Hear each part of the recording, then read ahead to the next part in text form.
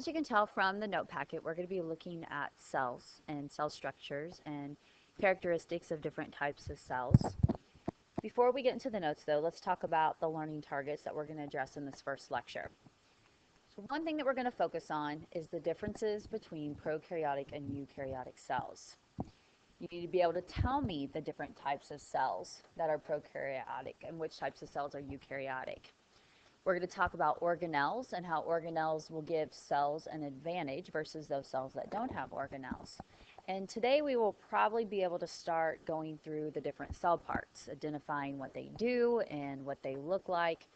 And I think I'll be able to cover cytoplasm and the plasma membrane today. Now, before I go through and fill in all these blanks, I want to refer to the pictures. And note that something I need you to be able to do is tell me ways that eukaryotic cells are similar to prokaryotic cells, and tell me how eukaryotic cells are different from prokaryotic cells. Let's look at the main differences. If you take a look at these two cells down here, these are both eukaryotic cells. I've got an animal cell, and I can tell it's an animal cell because it's more rounded versus your plant cell is more square. And you can probably identify already just from past classes where's the nucleus. You can see that we have a nucleus right here and a nucleus right here. So we're going to indicate that these cells have a nucleus, and I'm going to put a true nucleus. And what we mean by that is they have a membrane, a nuclear envelope that wraps all the way around this area of the cell. So we have a nuclear membrane that protects the DNA inside. Now, lots of times we can tell that that's a nucleus because it's a large circular round structure, but another way we can tell is they usually put kind of DNA in there, drawing it kind of like a line like that. So we have the DNA inside a true nucleus. Something else that we're going to see about these eukaryotic cells is all these arrows right here pointing to these organelles in the cytoplasm. And we're going to call these organelles membrane-bound organelles. There are some organelles that are not membrane-bound. For example, ribosomes. Ribosomes don't have a membrane that's wrapped around them. They're just a piece of protein and some RNA, to be honest. So membrane-bound organelles are going to be things like your rough ER and your smooth ER, and chloroplasts and mitochondria. You've probably studied those a bit in past classes. So that's what we mean by membrane-bound organelles. Now let's take a look at those two characteristics in relation to prokaryotic cells. And the only type of prokaryotic cell is bacteria. All other cells on the planet are going to be eukaryotic, like fungi, eukaryotic. Protists that swim around in water, those would be eukaryotic cells. And the only type that are prokaryotic cells are bacteria. Now we can see here that we have some DNA inside of the cell, because all cells have DNA, but that DNA doesn't have a nuclear membrane around it. There's no true nucleus. The DNA is just exposed, floating around in the cytoplasm. So we're going to indicate that it doesn't have a nucleus. So we're going to put no nucleus is one of the biggest differences between prokaryotic and eukaryotic cell. They do have DNA, it's just not being protected by a membrane. We sometimes refer to this area where the DNA is located as the nucleoid. It just means an area in the cytoplasm that contains the DNA. So we can tell that's one main difference between eukaryotic and prokaryotic cells. Those eukaryotic have a nucleus with their DNA inside. Prokaryotic is lacking that. But then you can also note that there's not much inside of that prokaryotic cell because it's lacking membrane-bound organelles. So let's just kind of indicate over here there's no membrane-bound organelles.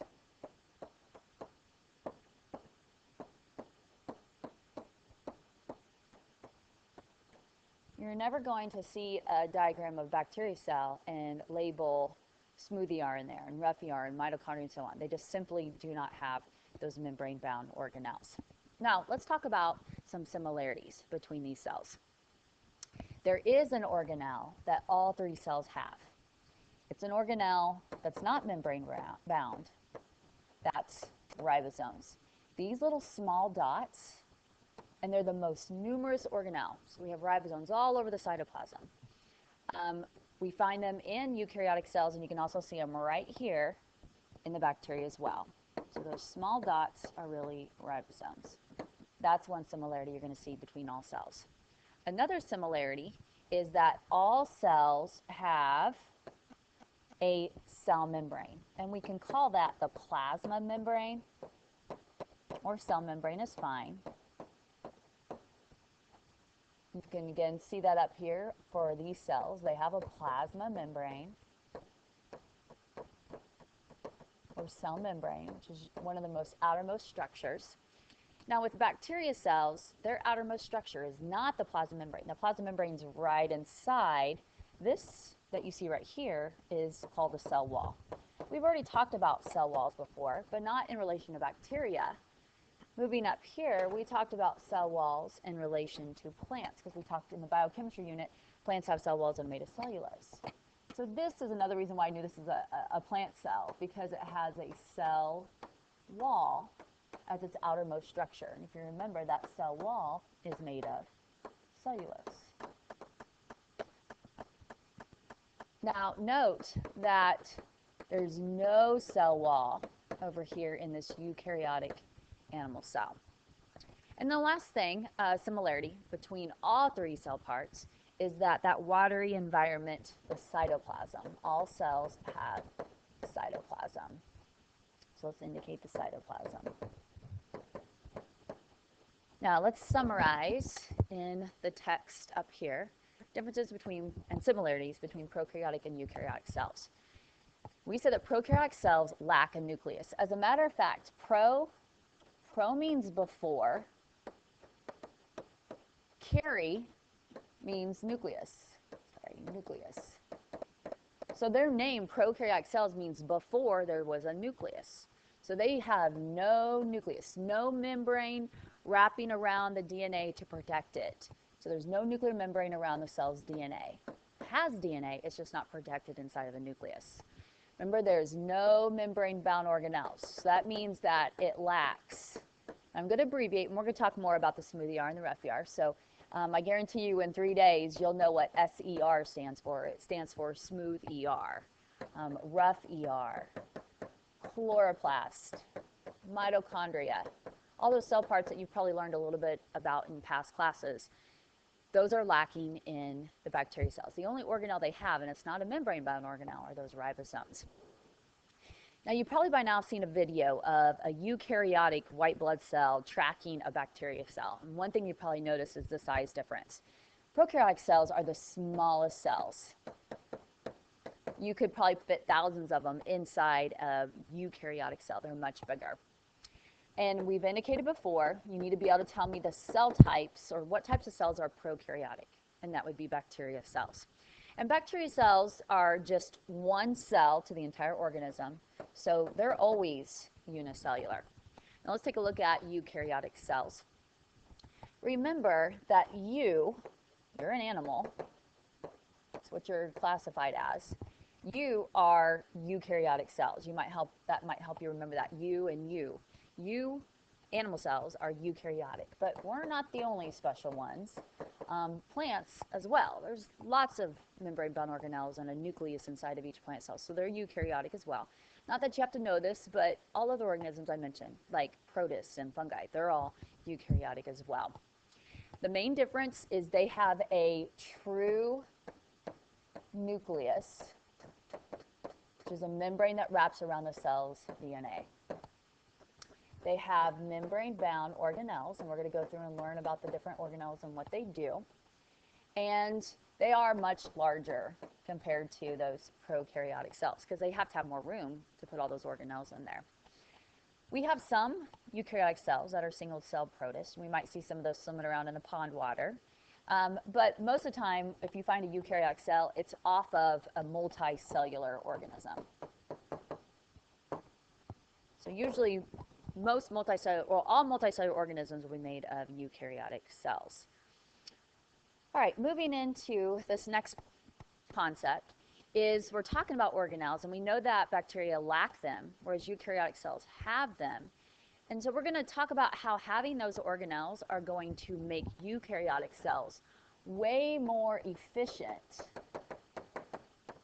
and we could probably say more advanced than bacteria cells. So here's the 3 reasons why organelles, or how organelles can make eukaryotic cells more efficient than prokaryotic cells.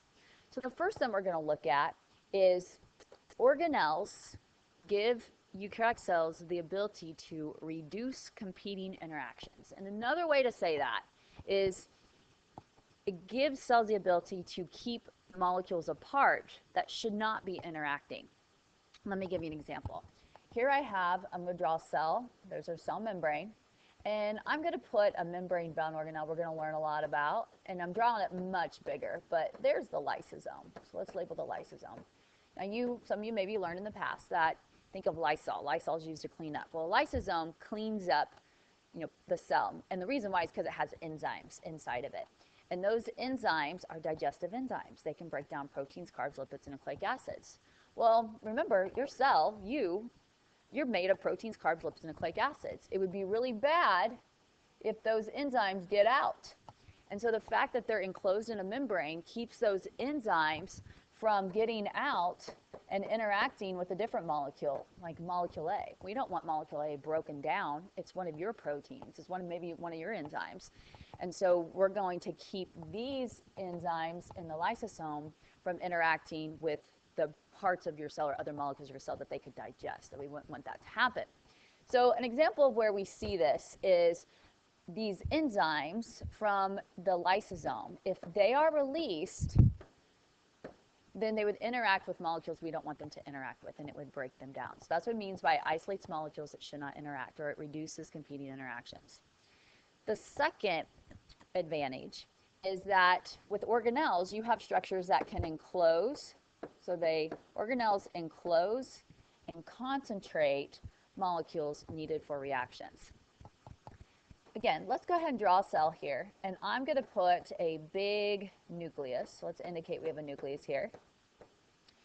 And we know that the nucleus in eukaryotic cells houses and protects the DNA.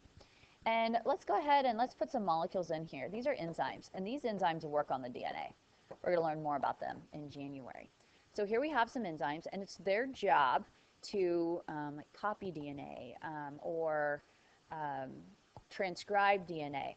Well, it's nice that we enclose them all in one little area here where they're highly concentrated, so it's easier for them to get to the DNA and do their job.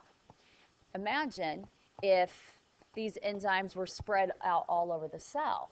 Well, then it's more difficult for them to interact with the DNA and do their job. So the fact that we put them all in one location just makes the cell more efficient when it comes to maybe copying DNA or transcribing DNA.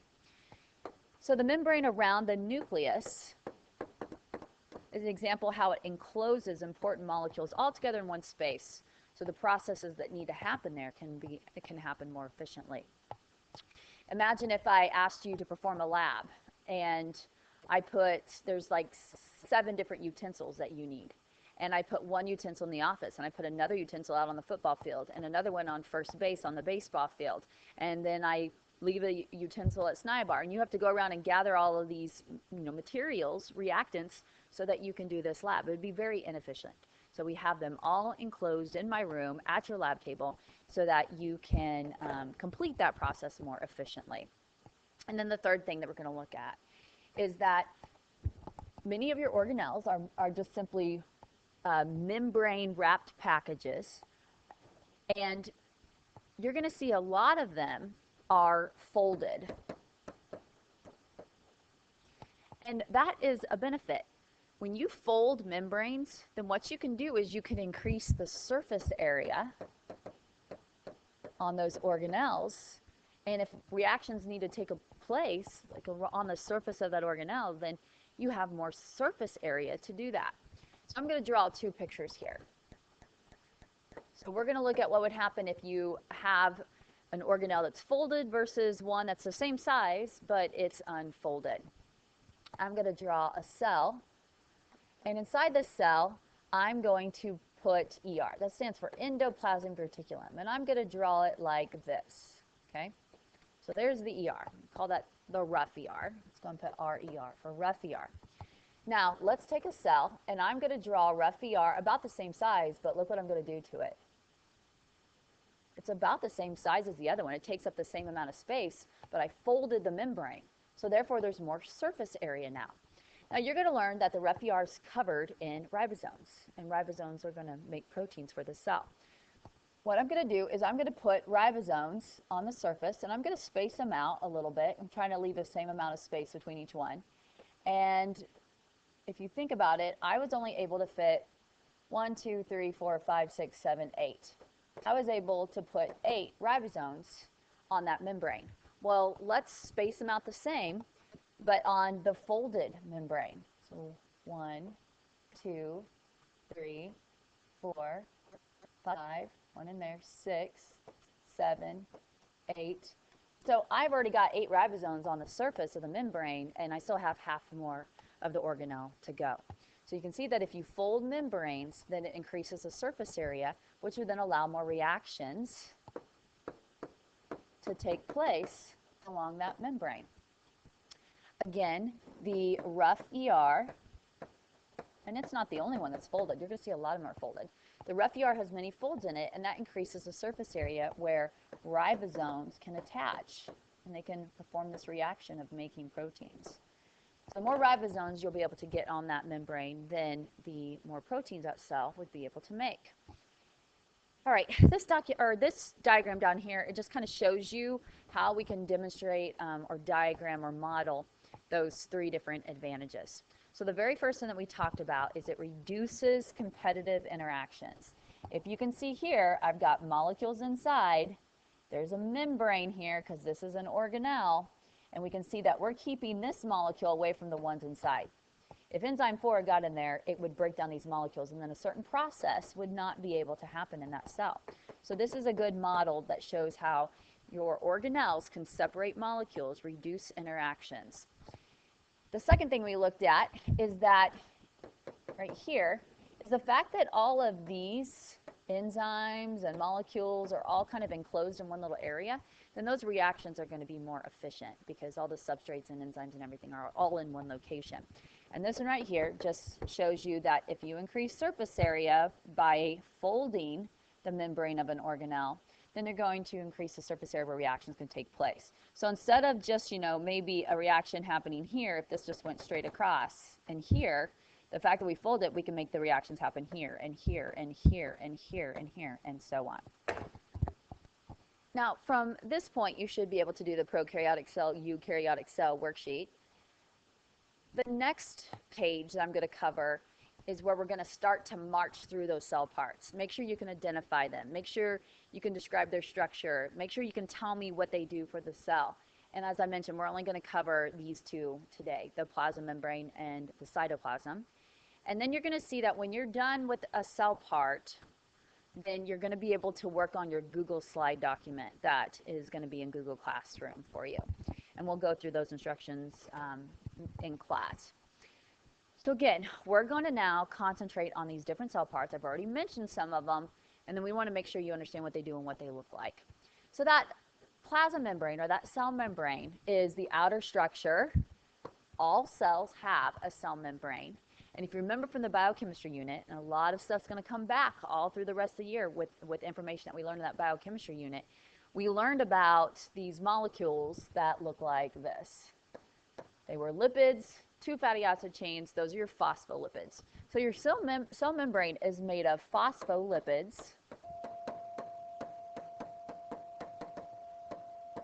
And they're arranged in a bilayer. And bi means 2. If I zoom in right here, then this is what it's going to look like. You're going to have 2 layers of phospholipids that separate the inside of the cell, where the cytoplasm is at, to the outside of the cell. And I kind of recreated what we have here just so that you can understand that our cell membrane is made of a phospholipid bilayer. Functions of the membrane include moving molecules in or out of the cell, It's one you probably learned before. You can see here that molecules are being moved into the cell, into the cytoplasm. Here we have molecules in the cytoplasm that are being moved out, and they're moving through that cell membrane. Now, some things can move through the cell membrane, but other molecules can't. So because some things can move and some things can't, we have a name for that. We call the membrane a semi-permeable membrane. If you think of semi-sweet chocolate, it's kind of sweet, but kind of bitter. It's kind of in the middle there. Well, permeable means to go through, like water permeates through the soil.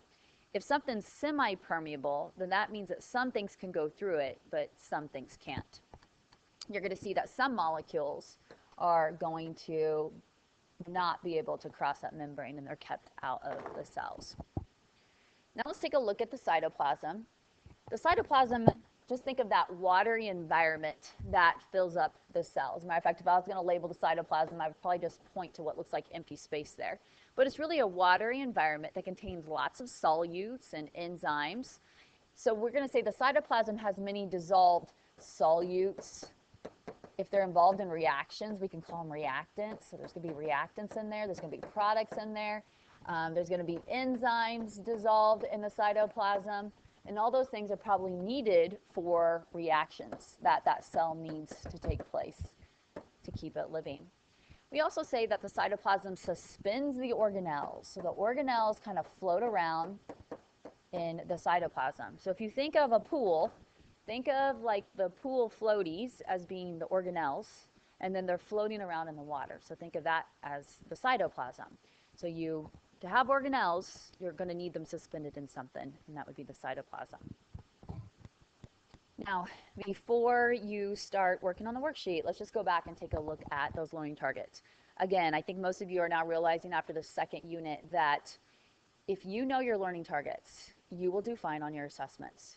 And I will hold you to this. This is what I'm expecting you to know by the unit test. So we just covered number 2. You should be able to tell me how prokaryotic and eukaryotic cells are similar. What are some of the differences? What types of cells are prokaryotic? What types of cells would be classified as eukaryotic cells?